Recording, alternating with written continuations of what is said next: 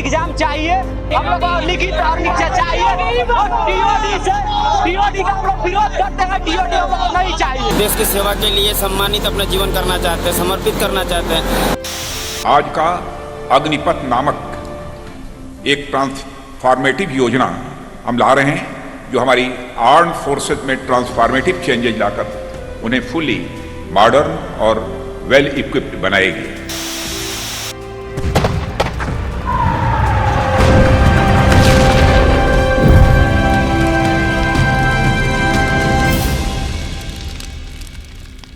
जय हिंद एवरीवन। दोस्तों, जैसा आप सभी को पता है कि अग्निवीर यानी कि जो अग्निपथ एंट्री स्कीम आई है, उसको लेकर काफी सारे से तथ्य सामने आ रहे हैं। जब से उसको सेंट्रल गवर्नमेंट के द्वारा लागू किया गया, अगर मैं बात करूं, अभी तो एक तरह से लॉन्चिंग की गई, जो प्रेस कॉन्फ्रेंस हुई जिसमें रक्षा मंत्री और सभी सेनाओं के सेनाध्यक्ष मौजूद थे, वहां सभी पॉइंट्स को उन्होंने रखा कि कैसे उसके अंदर क्या क्या चीजें हो सकती हैं, क्या क्या चीजें होने वाली हैं, और उसके बाद से लेकर उस पर काफी सारे से विचार, अलग अलग टाइप के मत सामने आ रहे हैं। तो आप सभी का स्वागत है आज अड्डा 24/7 के ऑफिशियल यूट्यूब चैनल पर, जहां हम बात करने वाले हैं कर्नल संजीत सिरोही जी से, जो आज आपको बताएंगे कि वाकई में अग्निपथ के अंदर क्या होने वाला है। क्या ये वाकई में आपके लिए फायदेमंद साबित होगी, या इसके अंदर काफी चीजें ऐसी हैं जो उनको काफी आगे मॉडिफिकेशन के साथ सही किया जा सकता है, या पूरी तरह से जो स्कीम है वो गलत साबित होने वाली है। तो सभी पॉइंट्स पे आज हम चर्चा करेंगे। हर एक प्रश्न पर हम कोशिश करेंगे कि आपको सभी प्रश्नों का जवाब आपको सही तरह से मिल सके। तो कर्नल सर, आपका स्वागत है बहुत बहुत अड्डा 24/7 के मंच पर। सबसे पहले मैं आपसे ये जानना चाहूंगा कि आप खुद देश के लिए इतने साल सर्व किए हैं, आपने काफी ज्यादा अपनी सर्विस को प्रोवाइड किया देश के लिए, तो आपको जब इसके बारे में पता चला अग्निपथ के बारे में, तो आपको कैसा लग रहा है कि मेनली ये अग्निपथ जो आया है, इसको बोला जा रहा है कि 4 ईयर स्कीम, मतलब 4 साल की एक स्कीम सी हमारे हाथ में पकड़ा दी गई। तो आपके विचार से ये पहले अग्निपथ है क्या? अग्निपथ एक स्कीम है जिसके अंदर रिक्रूट्स को जो है भर्ती किया जाएगा, और वो भर्ती करने के बाद 4 साल वो जो है सर्व करेंगे, और 4 साल सर्व करने के बाद उनको फिर जो है डीमोबिलाइज कर दिया जाएगा, और वो उसके बाद वो सिविल स्ट्रीट में आ जाएंगे, और उसके बाद फिर उनको जो है अलग से नौकरी मिलेंगी। और इसके लिए गवर्नमेंट ने ये बोला है कि 4 साल बाद जब ये ख़त्म हो जाता है तो उनको 11,71,000 रुपये के तकरीबन पैसे उनको मिलेंगे। ये मोटी मोटी स्कीम है। और जैसा आपने मेरे से पूछा कि मेरे बारे में क्या मेरे को लगा, जब शुरू में ये स्कीम आई तो बड़ा अजीब लगा, क्योंकि मैं खुद फौज में 35 साल सर्व कर चुका हूँ, और मेरे साथ जो बाकी जवान या जेसीओस थे वो भी 15-15 साल, 20-20, 30-30 साल कर सके। तो मेरे को अजीब ये लगा कि 4 साल में जो आदमी ज्वाइन कर रहा है, जिसमें से 6 महीने की उसकी ट्रेनिंग है, रह गए 3.5 साल। 3.5 साल में से वो एनुअल लीव भी जाएगा। नॉर्मल एनुअल लीव एक सिपाही को या ऑफिसर को 2 महीने मिलती है, तो 4 साल में 8 महीने उसकी एनुअल लीव चलेगी। अभी मुझे ये नहीं पता वो उनके लिए एनुअल लीव 2 ही महीने रहेगी, या हो सकता है सरकार उसको घटा दे, अभी ये कोई क्लियर नहीं हुआ है। उसके बाद हर साल एक जवान को या ऑफिसर को या जेसीओ को 20 दिन की कैजुअल लीव मिलती है, तो 4 साल में 80 दिन वो हो गए। तो इसका मतलब तकरीबन 11 महीने तो वो छुट्टी पे रहा, 6 महीने वो ट्रेनिंग करी, तो 17 महीने उसके जो है ये चले गए। अब बाकी जो 48 महीने में से 12 चौक 48 महीने में से 17 महीने ये चले गए, तो जो ये बचा इसके लिए क्या? तो ये मेरा शुरू में जब आया था तो ये एक रिएक्शन था कि how does will it going to work, कैसे काम चलेगा। तो शुरू का रिएक्शन ये था। तो जैसा सर ने बताया कि शुरुआती रिएक्शन, क्योंकि सर अपने एक्सपीरियंस के साथ उसको जज कर पाए। हम लोग जो जज कर रहे थे वो पॉइंट्स को पढ़कर जज कर रहे थे, और सर जो जज कर रहे थे वो अपने एक्सपीरियंस के साथ जज कर रहे थे। स्टार्टिंग अनुभव को सर ने अपने साथ साझा किया है। अभी आगे भी जानेंगे कि अभी उस स्कीम के बारे में और पॉइंट्स भी पता चले होंगे, और चीजें भी आप देख ही रहे हो कि दिन प्रतिदिन आ रही हैं। कभी होम मिनिस्टर जी ने अभी कुछ अनाउंस किया था उसी स्कीम को लेकर, फिर स्टेट गवर्नमेंट्स भी काफी, अगर हम बात करें अलग अलग स्टेट्स की, तो वो भी अपने अपने पॉइंट्स को रख रही है। तो उस चीज पर अगर मैं बात करूं सर, जैसा अभी आपने बताया कि 4 साल की पूरी सर्विस रहेगी अग्निपथ की, अग्निवीर की। अब यहां पर आता है कि इनको अग्निवीर कहा जाएगा, ये उन्होंने एक नाम, उनका टैग स्टार्ट किया कि ये अग्निवीर होंगे हमारे, है ना। तो सबसे पहली चीज ये आती है कि ये जो अग्निवीर हैं, ये एयरमैन के लिए भी जा रहे हैं, ये आपके सोल्जर्स के लिए भी हैं, ये सेलर्स के लिए भी हैं। तो क्या इसमें ऑफिसर एंट्रीज को भी शामिल किया जाएगा? नहीं, अभी फिलहाल ऐसा कुछ नहीं है। Official entries already short service commission है, जो 5 साल के लिए आते हैं, फिर उनको 5 साल का सेक्शन मिलता है, फिर तकरीबन 14 साल तक वो कर सकते हैं। तो अभी इसका ऑफिसर से कोई ताल्लुक नहीं है। सर जैसे अभी जब ये स्कीम को लॉन्च किया गया, अगर हम बात करें, प्रेस कॉन्फ्रेंस हुई, सारे एयर चीफ, अगर मैं बोलूँ या आर्मी चीफ बोलूँ, सारे लोग वहाँ मौजूद थे, रक्षा मंत्री स्वयं भी वहाँ मौजूद थे। उन्होंने सारे अपने पॉइंट्स को रखा, पूरी स्कीम को समझाया एक तरह से, है ना, जो एक अच्छी चीज़ थी कि अगर हम कुछ नया लेकर आए हैं तो खुद उसमें सरकार भी भागीदार थी और सारे के सारी सेना प्रमुख भी वहाँ पर बैठे थे और सभी ने उन पॉइंट्स के और सारे पत्रकारों के सभी सवालों के जवाब भी उन्होंने दिए। लेकिन उस दिन के बाद से अगर आपने देखा होगा तो टीवी पर एक डिबेट स्टार्ट हो गई, एक नया, ऐसा लगा कि एक नया मुद्दा सा हो गया, जो पहले हमारे देश में मुद्दों की कमी से चल रही थी, वो उस मुद्दों पर बहस होने लगी। एंड बहस ठीक था कि आप अपने मत को रख पा रहे हो, मैं आपसे भी पूछ रहा हूं तो वो एक तरह से आप अपने पॉइंट्स रख रहे हो, मैं अपने पॉइंट्स को पूछना चाह रहा हूं, जो विद्यार्थियों के पॉइंट है उनको आपके माध्यम से, इस चैनल के माध्यम से आपसे पूछ पा रहा हूं। लेकिन वहां से चीजें यहां आती हैं कि जब वो चीजें आगजनी में परिवर्तित हो जाती हैं, रेलवे ट्रैक पे आके आग लग रही है, लोग सड़कों पर पथराव कर रहे हैं, सरकार की प्रॉपर्टी, ट्रेन, बसों को एकदम तोड़ा जा रहा है, जलाया जा रहा है, तो क्या ये आपके हिसाब से सही है? नहीं, मेरे हिसाब से क्या, सभी के हिसाब से ये बिल्कुल गलत है और गवर्नमेंट ने बिल्कुल सही तरीके से इसको पेश किया। उसमें डिफेंस मिनिस्टर और तीनों चीफ थे और गवर्नमेंट को, मुझे ये लगता है गवर्नमेंट को पहले कुछ ना कुछ अंदेशा जरूर था कि ये लोग जो है इतनी आसानी से इस चीज़ को एक्सेप्ट नहीं करेंगे, तो इसलिए उन्होंने ये प्रेस कॉन्फ्रेंस रखी और चीज़ को हर चीज़ समझाया। लेकिन लोगों की समझने में क्यों नहीं आया ये मेरे समझ में नहीं आता, क्योंकि कोई भी आदमी अगर इसको ठीक तरीके से देखे, अभी तो ये स्कीम आई है, उसके बाद लागू होगी। और पुराने जो CDS थे, बिपिन रावत साहब, उन्होंने भी, जब इनसे पूछा गया था आज से 2 साल पहले कि ऐसे ऐसे सुनने में आ रहा है कि स्कीम आई थी, उन्होंने भी कहा था कि अभी स्कीम का जो बारे में ज़्यादा क्लैरिटी नहीं है, जैसे जैसे आगे टाइम आएगा क्लैरिटी आएगी। तो ये जो मुझे ये लगता है कि ये, क्योंकि आपने जैसा बताया कि मुद्दों की कमी थी, ऑपोजिशन के पास कोई मुद्दा नहीं था, तो उन्होंने इसको जो है एक पॉलिटिकल मुद्दा बना दिया है, एक पॉलिटिकल स्कीम बना दी है, जिससे जो है गवर्नमेंट के खिलाफ बोलने की। लेकिन मुझे ये नहीं लगता, हाँ एप्रीहेंशन है सबके दिमाग में, थोड़ी थोड़ी चीज़ें शक जरूर है कि ये 4 साल ही क्यों, 4 साल बाद वो क्या करेंगे, जो फौज से बाहर निकलेंगे, कैसे इम्प्लीमेंट होगी। यहाँ तक कि जो आर्मी ऑफिसर्स हैं, जनरल हाई रैंकिंग ऑफिसर्स हैं, उनको भी कईयों को ये एप्रीहेंशन है कि ये कॉमरेडशिप जो हम बात करते हैं, नमक निशान, उसके बारे में ये कैसे एक जवान जो है 4 साल के अंदर इसको समझ पाएगा या कर पाएगा, कैसे उसके अंदर देश की सेवा या देश पे मरने की जो जुनून है वो कैसे पैदा हो पाएगा, ये सब एप्रीहेंशन है। लेकिन स्कीम को अगर ठंडे दिमाग से देखा जाए तो एक स्कीम ये बहुत अच्छी है और ये सिर्फ मिसगाइड किया गया है यूथ को। अदरवाइज जो यूथ है उनको समझना चाहिए। और मेरा आपके माध्यम से मैं सबको ये कहना चाहता हूँ, इस स्कीम की अगर आप फ़ायदे देखो, फ़ायदे बहुत ज़्यादा हैं। कमियां जो हैं वो एक निजी तौर पे देखी जाए तो कमी नज़र आती हैं, लेकिन अगर पूरे एक देश के हिसाब से देखी जाए तो इसके अंदर कोई कमी नहीं है। तो सर कहीं ना कहीं ऐसा भी लग रहा है कि कभी कभी देश की जो एक तरह से अगर हम डिफेंस की बात करें तो ये सुरक्षा का मामला आ जाता है, तो इसमें पॉलिटिक्स को इन्वॉल्व नहीं होना चाहिए था, पहली चीज तो, है ना, क्योंकि पॉलिटिक्स इससे दूर रहे। अब जैसा आपने अभी चीजें बताई कि 4 साल वाले पॉइंट्स, सबसे ज्यादा क्वेश्चन ये उठा कि 4 साल में आखिरकार 4 साल ही क्यों? तो इसके लिए आप क्या कहना चाहेंगे, मतलब कि खाली 4 साल करने के बाद फिर क्या, मतलब 4 साल की सर्विस जो है वो सफिशिएंट है क्या?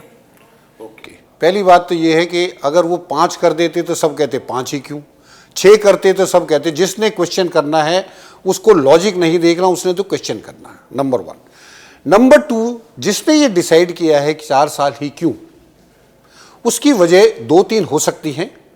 सबसे पहली वजह यह है कि 4 साल की नौकरी में आपने देखा गलवान घाटी में जब झगड़ा हुआ हिंदुस्तान और चाइना का, उस समय ये देखा गया था कि जो लड़ रहे थे हिंदुस्तान की तरफ से उनकी एवरेज एज तकरीबन 32 साल थी।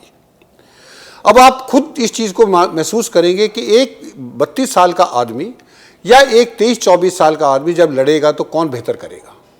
तो गवर्नमेंट की जो स्कीम ये है कि जो एवरेज एज है इंडियन आर्मी में एक जवान की वो 32 ईयर्स है, और गवर्नमेंट चाहती है कि इसको ले जाके हम 24 से 26 साल तक की एवरेज एज कर लें। तो एवरेज एज करने के लिए ये हमको 4 साल का करना जरूरी था, नंबर 1। नंबर 2, 4 साल में ये महसूस किया गया है कि 4 साल के अंदर जो सोल्जर है वो पूरा ट्रेंड हो जाता है और वो लड़ाई लड़ने के लिए तैयार हो जाता है। मैं आपको इसके लिए एग्जाम्पल दूंगा, पहले हिस्ट्री से फिर प्रेजेंट हालात से। हिस्ट्री में सेकेंड वर्ल्ड वॉर के दौरान ब्रिटिश आर्मी में जो हिंदुस्तानी जाते थे वो 7 साल के लिए जाते थे, और वो 7 साल नौकरी करने में, और सेकेंड वर्ल्ड वॉर में देखा गया है कि जिन्होंने विक्टोरिया क्रॉस या जिन्होंने बड़े बड़े जो है उनको अवार्ड मिले हैं लड़ाई के लिए, वो थे जिनकी नौकरी 3 से 4 साल थी। नंबर 2, अगर आप अब के हालात में भी देखो, 1971 की लड़ाई में अरुण खेतरपाल को परमवीर चक्र मिला था, जो कि एक हाईएस्ट डेकोरेशन है लड़ाई के लिए, और उनकी नौकरी तब 1 साल की भी नहीं थी, वो 21 साल के भी नहीं हुए थे। तो ये जो लोग शोर मचा रहे हैं कि जी 4 साल में कैसे ट्रेंड हो जाएगा सोल्जर। उसके बाद कारगिल लड़ाई आप देखो, योगेंद्र यादव सिपाही था, 19 साल का, परमवीर चक्र मिला उसको।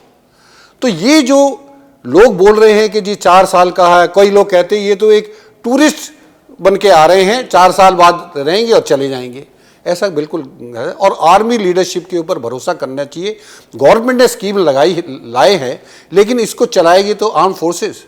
और मैं ये यकीन दिलाना चाहता हूं कि आर्म फोर्सेस की लीडरशिप जूनियर लीडरशिप से लेके सीनियर लीडरशिप तक इस काबिल है कि वो किसी भी स्कीम को अच्छी तरीके से लागू कर सकती है। ये चीज़ बिल्कुल सही आपने बताई। अब एक चीज़ आती है कि आर्मी का मतलब होता है, अगर कभी भी हम लोगों को अनुशासन सीखना हो, डिसिप्लिन सीखना हो, तो एकदम एक ही चेहरा सामने आता है, दैट इज आर्मी।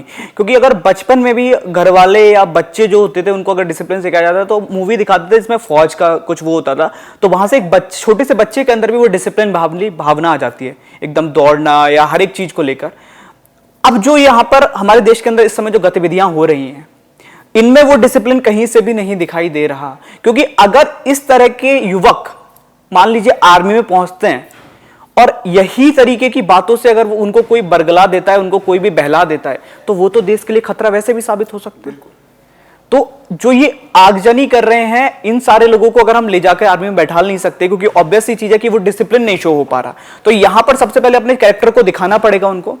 तो आपका संदेश क्या है युवकों के लिए जो भी इस चीज में एकदम, क्योंकि कई बार ऐसा होता है उसको नहीं समझ है, तो किसी और की बातों में आकर वो बहक गया और बहक कर वो सड़कों पर उतर आया, और उतर कर अपनी बात रखना तक ठीक था, लेकिन वो दंगाई में परिवर्तित हो गया। तो आप उनके लिए क्या कहना चाहेंगे?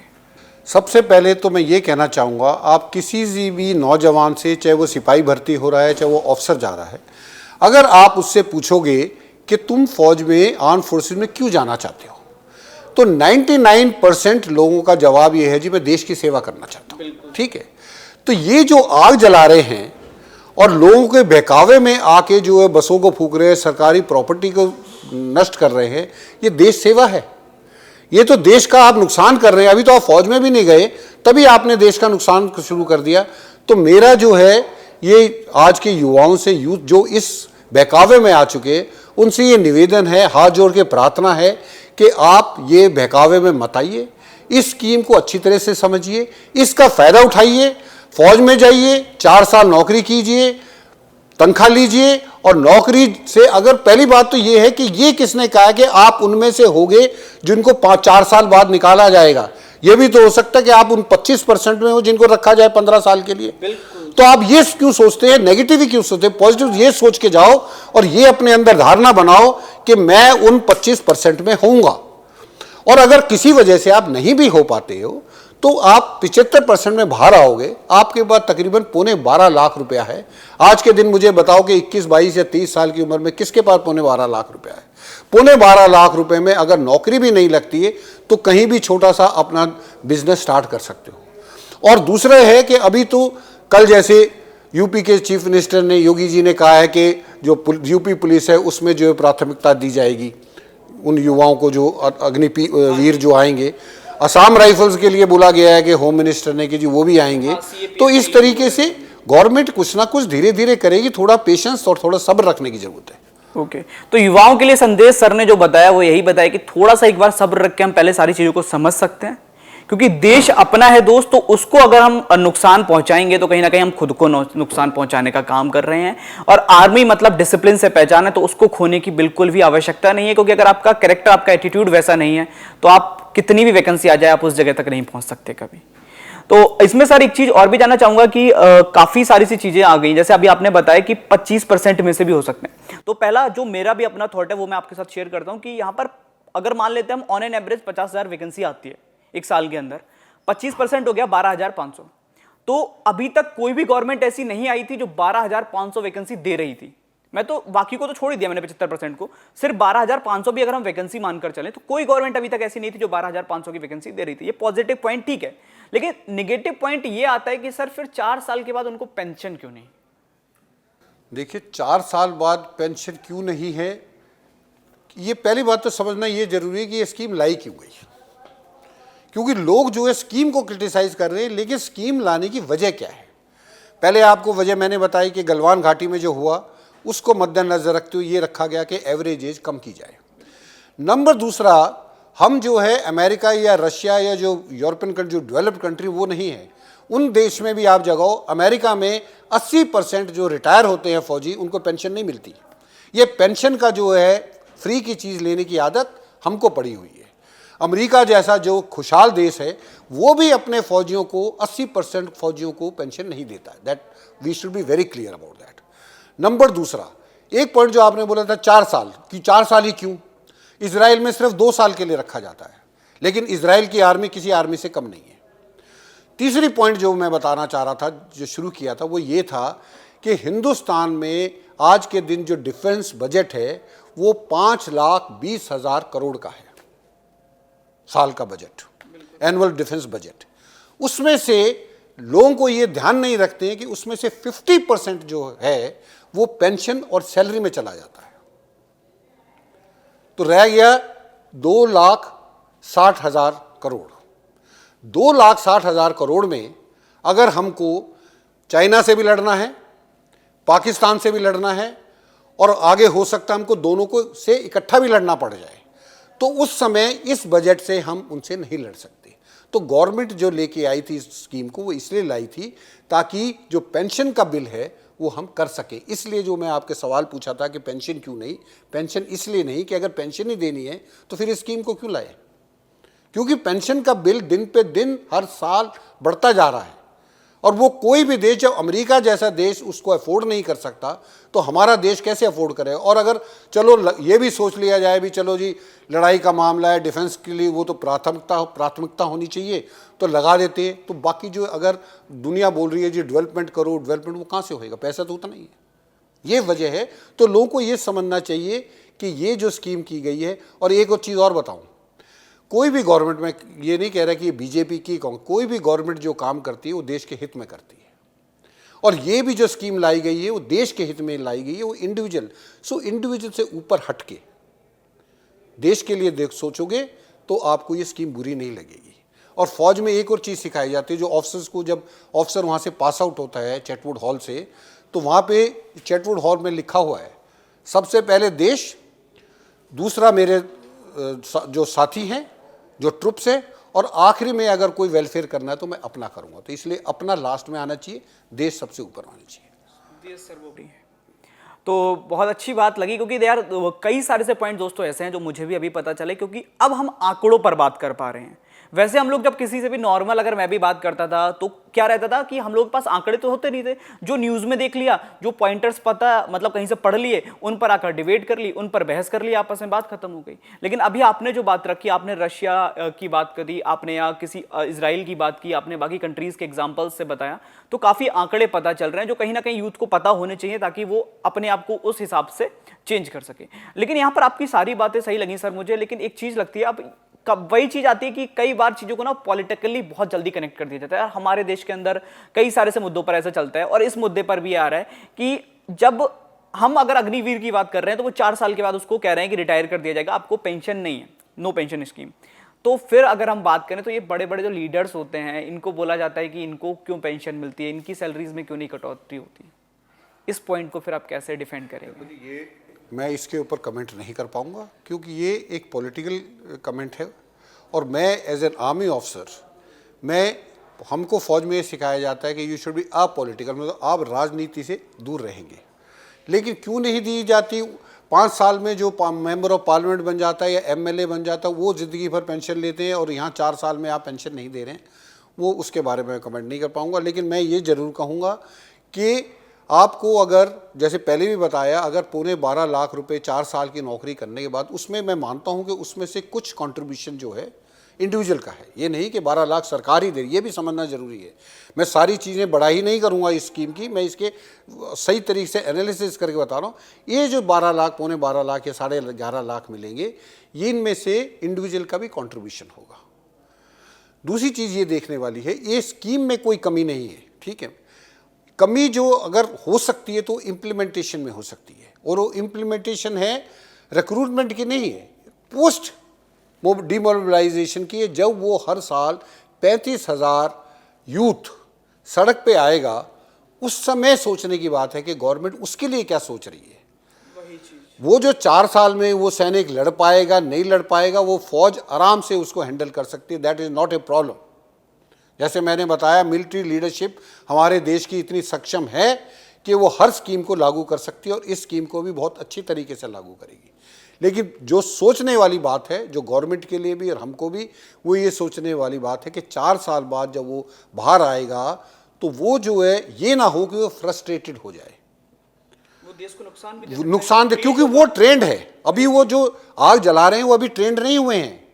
वही जब 4 साल बाद वहाँ से आएंगे तो वो आग ही नहीं लगाएंगे, वो गोली भी चलाएंगे, वो ट्रेंड हैं, वो टैंकों को भी उड़ा सकते हैं उनको, ये क्योंकि उनको सिखाया जाएगा ये चीज़ें, तो वो देश का नुकसान भी कर सकते हैं। और देश के जो ये कई जो ऑर्गेनाइजेशन हैं, जो एंटी नेशनल एलिमेंट्स हैं, जिनको उग्रवाद या टेररिज्म कहते हैं, ये जो है उनका हो सकता है नाजायज़ फ़ायदा उठाएं, उनको अपने काडर में रिक्रूट करें। तो गवर्नमेंट को उस चीज़ के ऊपर और हमको उस चीज़ के ऊपर ध्यान देना कि पोस्ट डिमोबिलाइजेशन हमको उनका ध्यान रखना है। तो क्या गवर्नमेंट इसमें ऐसा नहीं कर सकती कि जो लोग 4 साल के लिए जब वो अग्निवीर हो गए तो उनकी आगे की स्टडीज़ साथ में करवाई जा सके? देखिए, आगे की स्टडीज़ कराने में तो प्रॉब्लम ये है कि मैंने आपको जैसे पहले बताया, उतनी ट्रेनिंग, छुट्टी, एनुअल लीव, कैजुअल लीव, तो वो अगर उसमें उसको उनकी एजुकेशन भी कराया जाएगी तो वो फिर लड़ाई कब लड़ेगा, या वो बॉर्डर पे कब बैठ, बॉर्डर पे तो एजुकेशन होती नहीं है, और ना बॉर्डर पे इंटरनेट है कि जब आप ऑनलाइन एजुकेशन करा दोगे। तो ऑनलाइन वो देखो, अब हर चीज़ अगर आप ये चाहते हो कि सरकार जो है आपको हर चीज़, एजुकेशन भी आपको कराए, पेंशन भी आपको दो, सब चीज़ आपके करे, तो वो मेरे को लगता है कि वो नाजायज़ है, और वो हम सरकार से बहुत ज़्यादा अपेक्षा कर रहे हैं। हमको अगर हम इसको ये सोच के बात, इस स्कीम को समझें कि क्या ये देश, पहला क्वेश्चन हर नागरिक के दिमाग में ये आना चाहिए, क्या ये देश के हित में है या नहीं है। अगर ये देश के हित में नहीं है तो इसको बिल्कुल लागू नहीं करना चाहिए, पूरे देश में प्रोटेस्ट होने चाहिए, नॉन वायलेंट प्रोटेस्ट। बिल्कुल सर। और अगर ये स्कीम सही है तो फिर इंडिविजुअल का नहीं देखना कि मेरा क्या फ़ायदा है या मेरे भाई का है या मेरे बेटे का क्या फ़ायदा, फिर वो नहीं देखना। अच्छा, इसमें सर जो सबसे बड़ा कहीं ना कहीं एक पॉइंट आया, जो मैंने खुद भी ऑब्जर्व किया, एंड जब ये स्कीम लॉन्च हुई तो मैं भी एक बार जुड़ा सेशन में और मैंने भी उस चीज़ पर बात की, वो ये था कि ये तो ठीक है कि इस स्कीम को आप लेकर आए, एक्स और वाई ग्रुप का एक एग्ज़ाम कंडक्ट कराया गया था 2021 में 12 जुलाई को। उस एग्ज़ाम का रिजल्ट डिले हो रहा था, उसमें लिख कर आता था एडमिनिस्ट्रेटिव रीजंस की वजह से रिजल्ट को डिले किया जा रहा है। कुछ सोर्सेज से हमने भी पता किया था, तो यही था कि कुछ बड़ा चेंज होने वाला है, एंड वो बड़ा चेंज अब समझ में आ रहा है कि वो अग्निपथ हो रहा था। अब यहाँ पर ये आता है कि जब वहाँ उस समय उनसे पूछा गया एयर चीफ से, तो उन्होंने ये कहा था कि अभी की जितनी भी चीज़ें उनको सीज करके आगे की प्रोसेस जो है वो अग्निपथ के थ्रू हम करने वाले हैं। तो अगर अग्निपथ के थ्रू करने वाले हैं तो जिन विद्यार्थियों ने एग्जाम दिए थे उनको फिर क्या, उनकी तो अब एज भी एक तरह से बाहर हो रहे हैं, तो अब एज का रिलैक्सेशन उनको नहीं मिल रहा, साथ ही साथ उनका उस रिजल्ट को उनका दिखाया नहीं गया, तो अब वो तो कहीं का नहीं रहा, वो क्या करें। देखो, जो आपने ये बोला है इसके बारे में मैं ज़्यादा मुझे पता नहीं कि क्या व्हाट वाज द एडमिनिस्ट्रेटिव, तो उन्होंने बोल दिया, लेकिन what was the administrative reason I don't know. लेकिन मैं आपको ये बताता हूँ कि ये जो आप कह रहे हो कि भी उनकी एज निकल गई, ऐसे तो पिछले 3 साल से जो कोविड हुआ था, पिछले 2 या 2.5 साल से कोई भर्ती नहीं हुई। इंडियन आर्मी में ही मेरा ख्याल 92 या 98,000 वैकेंसीज खाली पड़ी है। वो इसलिए कि कोविड के टाइम में, क्योंकि जब कोई भी रिक्रूटमेंट रैली होती है तो उसमें हज़ारों में कैंडिडेट आते हैं, तो उन हज़ारों कैंडिडेट को एक जगह के और इकट्ठा करना जो है कोविड को दावत देने की बात है। तो उस दौरान अगर भर्तियां नहीं हुई और उसकी वजह से जो उस टाइम एज में बॉर्डर लाइन थे और उनकी एज निकल गई, it is just too bad. देखो कोविड में दुनिया की नौकरी चली गई, आप तो कह रहे नौकरी मिली नहीं, दुनिया की नौकरी होते हुए भी नौकरी चली गई, ठीक है। तो ये तो नेशनल कमेटी थी जिसकी वजह का कोई नहीं है। लेकिन हाँ, ये जो आप बोल रहे हो, ये हो सकता है कि ये इसको रिजल्ट को इसलिए रोका गया हो कि ये जो है गवर्नमेंट की तरफ से ये इंस्ट्रक्शंस हो कि फिलहाल कोई भी स्कीम नहीं होगी, अब जो भी स्कीम होगी they will be under Agnipath.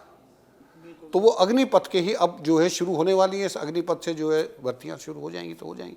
अब जिसकी एज लिमिट की, हाँ गवर्नमेंट अगर चाहे तो थोड़ी बहुत अगर एज बढ़ा सकती है, साल 6 महीने तो बढ़ा सकती है, वो that is government decision, I can not comment on that. अनुभव पर हमने बात की, आपने बोला कि अनुभव की कमी नहीं होगी क्योंकि ऑलरेडी उनको ट्रेंड कर दिया जाएगा, है ना। पॉइंट यहाँ पर ये भी था सैलरी, अगर हम बात करें कि सैलरी का पॉइंट था तो वो भी आपने बताया कि उसको भी पॉजिटिव वे में लिया जा सकता है। एंड जो कनेक्शन इसका अगर हम देख रहे हैं, जो ग्राउंड पर जो एक रियलिटी देखने को मिल रही है, क्योंकि ग्राउंड रियलिटी को अगर आप देखेंगे तो लिटरली एकदम से वायलेंस वाली बहुत वैसी कंडीशन है कि हर एक अलग अलग स्टेट, हम इसको एक कोई पर्टिकुलर गवर्नमेंट की स्टेट नहीं कह सकते, डिफरेंट स्टेट जहां अलग अलग गवर्नमेंट, अलग अलग पार्टीज की गवर्नमेंट है, वहां हमें वो चीज़ें देखने को मिल रही हैं। जैसा एक टाइम पर आ रहा था, अभी एक चीज़ और भी बहुत ट्रेंड में चला, मतलब एकदम से आया कि पहले किसान रोड पर थे, अब स्टूडेंट रोड पर है, तो कुछ तो गड़बड़ है। देखो कुछ भी गड़बड़ है तो उसके लिए रोड पे आओ, मैं मना नहीं करता हूँ, लेकिन हर चीज़ को अपने पॉइंट को रखने के तरीके हैं। We are a democratic country. आप कोई बोलने का उतना, आप मेरे से क्वेश्चन पूछ रहे, मैं अपनी राय दे रहा हूँ, किसी को हो सकता है मेरी राय नहीं पसंद हो, मेरे को, मैं अपनी व्यूज़ दे सकता हूँ, I have got a fundamental right to speak. But fundamental right का मतलब ये नहीं कि आप जो है सड़कों पे उतर के जो है बसों को आग लगाओ, ट्रेनों की बोगी में आग लगाओ, वो नहीं है। आप ये कह रहे हैं कि हर स्टेट में हो रहा है। मैं ये भी तो कह सकता हूँ कि जिस स्टेट में बीजेपी है उस स्टेट में ऑपोजिशन करा रही है, और जिस स्टेट में जो बीजेपी नहीं है उस स्टेट में सरकार करा रही है। तो ये जो है, और जो भी करा रहा है वो गलत करा रहा है, क्योंकि युवाओं को गलत जगह डायरेक्शन में डालने में किसी के हित में नहीं है, किसी के पार्टी के हित में नहीं है। और ये युवाओं को समझना चाहिए, और युवाओं के, जो युवा सड़क पे आ चुके हैं उनके माँ बाप को भी पता है, अपने बच्चों को समझाइए, उनको घर पे ले जाइए, इस स्कीम को अच्छी तरह समझिए। और गवर्नमेंट ने यहाँ तक कहा है कि अगर ये स्कीम नहीं ठीक चलती है तो we may think of something else. ठीक है, हर चीज़ का जरूरी नहीं होता। अब जैसे आपने किसान को बताया, किसान के में किसान बैठे 1 साल तक सड़क पे बैठे रहे, शोर मचा पूरे हिंदुस्तान में, बिल वापस ले लिए। तो जो गवर्नमेंट बिल को ला सकती है, गवर्नमेंट को बिल को वापस भी ला सकती है। अब ये अग्निपथ का जो है नोटिफिकेशन किया, उस नोटिफिकेशन को डी नोटिफाई कर सकते हैं, तो उसको चलने तो दीजिए थोड़े दिन। सारे के सारे एक ही दिन में भर्ती तो नहीं होंगे ना, ठीक है। उसको 1 साल 2 साल चल, हो सकता है गवर्नमेंट को महसूस हो कि भाई इसमें ये कमियां आ रही हैं, तो करिए। इसको एक चैलेंज समझिए, इसको एक वो मत समझिए कि जी वहाँ तो पता नहीं क्या हो जाएगा, जी ये हो जाएगा। उसको एक चैलेंज समझ के, उसको एक ऑप्शन समझ के उसको फेस कीजिए, और उसके बाद अगर जरूरत पड़ती है तो उसको चेंज कर, वो गवर्नमेंट अपने आप करेगी। बिल्कुल सर, बाकी सारे पॉइंट्स ठीक हैं, जितने भी आपने बताए पॉजिटिव वे में इसको लिया जा सकता है। काफ़ी स्टूडेंट परेशान है, एंड मैं अभी न्यूज़ देख रहा था तो पता चला कि कुछ सुसाइड के केस भी मेरे को समझ में आए, देखने को मिले, सुनने को मिले, जो वाकई में भयावह स्थिति को दर्शाता है कि यार सुसाइड तक कैसे पहुंच गए। तो मुझे पहली चीज़ ये समझ नहीं आई, अभी सिर्फ आकर एक प्रेस कॉन्फ्रेंस होती है, प्रेस कॉन्फ्रेंस में अग्निपथ स्कीम के बारे में बताया जाता है, अभी उसका कोई नोटिफिकेशन प्योरली नहीं आया, या हम कहते हैं कि नोटिफिकेशन के बारे में बताने के बाद दंगे स्टार्ट होते हैं, फिर ये सुसाइड में कन्वर्जन क्यों? मतलब क्या सुसाइड सॉल्यूशन बन जाएगा? कोई सलूशन नहीं है। और मैंने आपको जैसे पहले कहा, जो सुसाइड कर रहे हैं, जो ये प्रोटेस्ट कर रहे हैं, वायलेंट प्रोटेस्ट कर रहे हैं, उनकी आर्म फोर्सेस में कोई जगह नहीं है। और अगर उनको आइडेंटिफाई किया जा सकता है, उनको आइडेंटिफाई किया जाए और उनका इंश्योर किया जाए कि वो जो है आर्म फोर्सेस में नहीं आए, क्योंकि वो अभी तो बाहर जो है शोर मचा रहे हैं। अगर वो ऐसे इंसान अगर एक भी फौज में आ जाएगा तो वो ना देश के हित में है ना फौज के हित में है।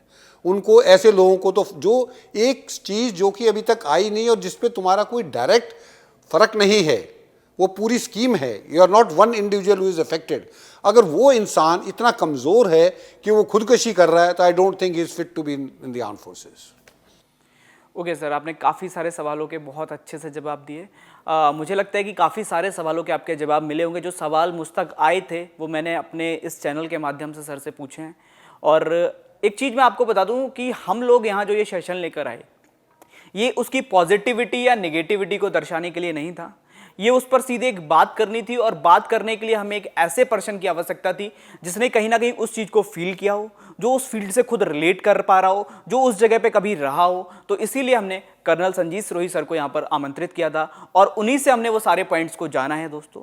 तो एक चीज़ ऐसी हो सकती है कि आपको लग रहा होगी कि उसी पॉइंट को लेकर आपके मन में कोई और अगर शंका हो तो आप उसको कमेंट में आराम से पूछ सकते हैं।